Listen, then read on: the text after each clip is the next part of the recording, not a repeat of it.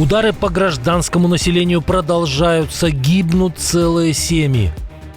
Кремль за ценой не постоит. Аналитики подсчитали, потери захватчиков выросли вдвое. План Трампа – 20 пунктов, которые могут положить конец многолетнему конфликту. Путина как подменили. Хозяин Кремля сменил риторику и признал проблемы. Ситуация накаляется. Дания объявила мобилизацию. Москва готовится к перемирию. Цифры проекта федерального бюджета выдали военную тайну.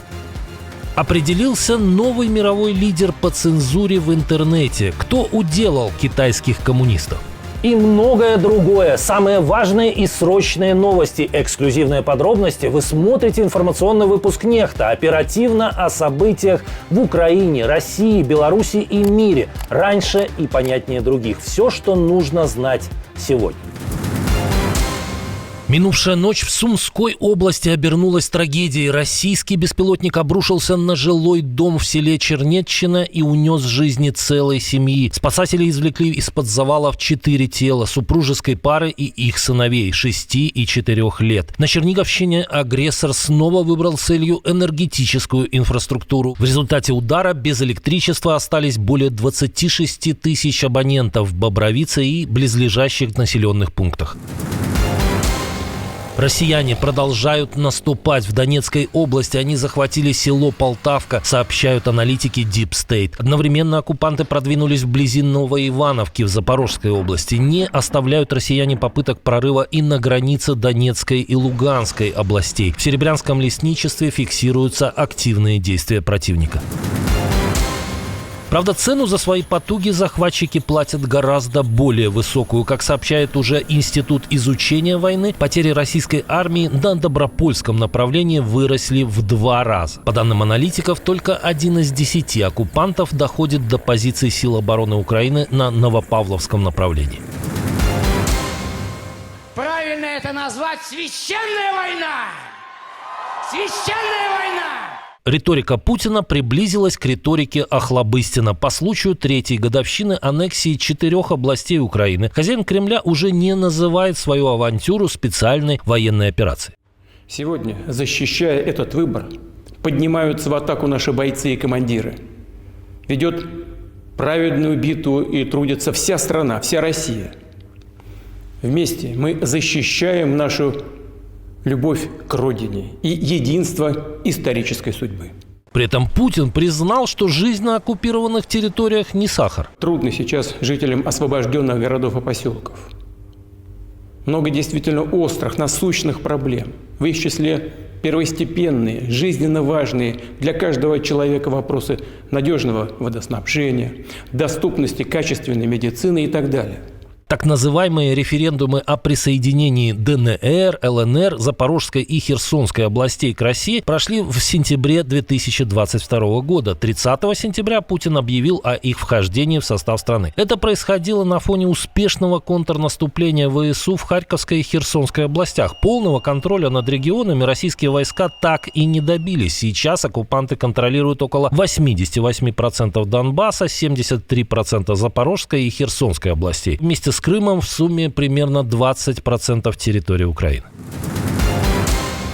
Кремль готовится к миру. Такой вывод можно сделать, присмотревшись к проекту федерального бюджета России на следующий год. На интересные детали обратили внимание в Институте изучения войны. На национальную оборону в 2026 году заложена огромная сумма, почти 13 триллионов рублей, но все-таки она меньше, чем в текущем. В первую очередь Кремль собирается экономить на социальных выплатах военнослужащим и их семьям. В частности, уменьшатся выплаты за гибель и ранения. Зато власти щедро профинансируют пропаганду. Государственные телеканалы в будущем году получат более 106 миллиардов рублей, что в 1,5 раза больше, чем в текущем. Может, в Кремле перестали надеяться на новые победы на поле боя и решили, что проще убедить население в том, что эти победы есть. Как думаете? Ждем комментариев. Президент США представил масштабный план по окончанию войны в секторе Газа. Это означает немедленное прекращение самой войны, не только в Газе, войны вообще. Детали Дональд Трамп представил в Белом доме во время совместной пресс-конференции с премьером Израиля. План состоит из 20 пунктов, среди которых немедленное прекращение огня с обеих сторон и превращение Газы в демилитаризованную зону. Израиль должен вывести войска, но и Хамас обязан сложить оружие и отказаться от управления сектором, получив амнистию. Управлять Газой будут переходные власти из палестинцев и международных экспертов. Чтобы обеспечить успех этих усилий, мой план предусматривает создание нового международного надзорного органа – Совета мира. Пока известно, что возглавлять Совет будет сам Трамп, а одним из его членов будет бывший премьер Великобритании Тони Блэр. В секторе будут развернуты временные международные стабилизационные силы с участием США. Стартовое условие – Хамас должен вернуть всех заложников в течение 72 часов. Премьер Израиля согласился с планом Трампа, но и сделал оговорку.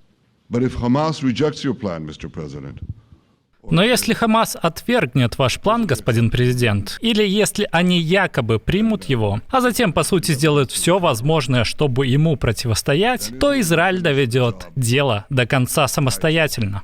Хозяин встречи подчеркнул, что в таком случае Израиль получит полную поддержку Соединенных Штатов. План Трампа уже получил одобрение ряда европейских лидеров. Слово только за Хамасом. Во время визита в Белый дом премьер Израиля звонил эмиру Катара и лично выразил сожаление из-за авиаудара Цахал по переговорщикам Хамас 9 сентября в Дохе. В результате атаки тогда погибли не только несколько лидеров группировки, но и сотрудник катарской службы безопасности, и был нарушен суверенитет страны. Обсуждение прошло во время встречи с президентом США Дональдом Трампом и продолжилось после телефонного разговора. Этот звонок Биньямин Нетаньяху сделал прямо во время встречи с Дональдом Трампом. В официальном заявлении Белого дома говорится, что Нетаньяху заверил эмира Катара, подобных инцидентов Израиль не допустит в будущем. Ни дня без неизвестных дронов в скандинавском небе. В этот раз неопознанные беспилотники кружили над норвежским газовым месторождением в Северном море. Добывающая компания Equinor подтвердила факт, но не раскрыла детали инцидента. Тем временем Дания из-за постоянного появления дронов в своем небе мобилизует резервистов. Об этом из неофициальных источников узнали журналисты ТВ2. На днях группа военнообязанных получила конфиденциальное уведомление о срочном прибытии на службу. Масштабы призыва пока не ясны, но, как сообщает канал, речь идет как минимум о нескольких сотнях человек. Призыв, возможно, связан с усилением безопасности на саммите ЕС, который стартует в Копенгагене 1 октября. Пока европейцы не знают, как противодействовать неизвестным дронам в своем небе, в России ищут способы защититься от украинских. После серии успешных атак БПЛА на объекты нефтепереработки на территории страны-агрессора, НПЗ в Самаре укрыли металлическими каркасами и сетками. Видео нового облика предприятия появилось в ряде пабликов. Но сможет ли такая конструкция защитить от томагавка или фламинго?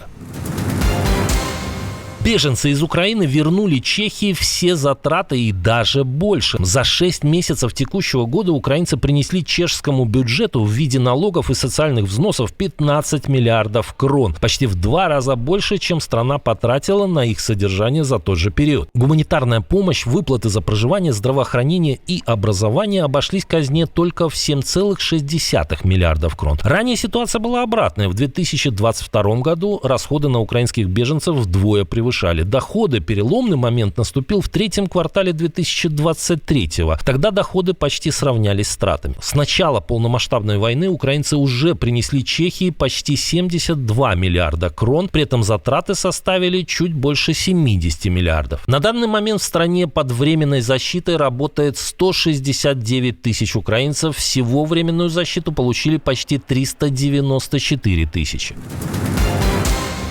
Главный переговорщик Трампа с Путиным может уйти в отставку. Стив Уитков, спецпосланник президента США по Ближнему Востоку, который также вел переговоры по Украине, готов откланяться после прорыва в урегулировании конфликта в Газе. По данным издания The Times of Israel, полномочия Уиткофа ограничены 130 днями. И хотя теоретически этот срок могут продлить, сам переговорщик готов покинуть пост. Возможно, на это решение повлиял не только прорыв переговоров на Ближнем Востоке, но и не самая удачная роль переговорщика на другом направлении. С февраля по август 2025 года он 5 раз встречался с Владимиром Путиным без стенографиста из Госдепа, оставляя американскую сторону без официальной записи. Вице-президент США Джей Ди Венс признал, что благодаря Уиткофу США и Россия смогли сократить список разногласий, хотя европейские чиновники отмечали, что спецпосланник иногда неправильно интерпретировал слова Путина.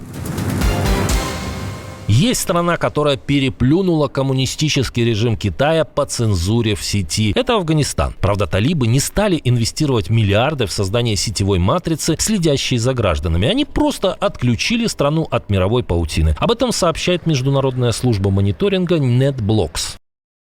Афганистан сейчас находится в состоянии полного отключения от интернета, поскольку власти Талибана предпринимают шаги по соблюдению нравственности. Это серьезная проблема для людей, поскольку интернетом пользуются все государственные учреждения, университеты и школы. Мы призываем правительство восстановить подключение к интернету. Людям очень тяжело без интернета, им сложно жить без него. В наше время все подключены к технологиям. Теперь вся связь по всей стране оборвана. У нас нет контакта с друзьями и родственниками. С середины сентября талибы уже ограничивали оптоволоконный интернет в провинции Балх для предотвращения безнравственности, сообщил Associated Press представитель местной администрации. Тогда была отключена работа Wi-Fi в госучреждениях, частном секторе и жилых домах. Сохранялась только мобильная сеть, но очень медленная. Представитель Талибана тогда заявлял, что власти создадут альтернативу интернету, которая не будет провоцировать граждан на аморальное поведение. Согласно Reuters, ограничения уже ранее охватили весь север страны. АМУ-ТВ сообщает, что всего под запрет попали 13 провинций. Источники канала утверждают, что это лишь часть масштабной кампании Талибана по ужесточению цензуры и контролю за населением. В частности, операторов связи обязали предоставлять спецслужбам доступ к звонкам и данным пользователей. Отдельное спасибо, что смотрите, досматриваете до конца, и спасибо за доверие. Жду ваших развернутых комментариев, лайков и репостов. Это важно, чтобы нас становилось больше. Прекрасного вам и продуктивного дня. На этом пока все. До новых встреч и хороших вам новостей.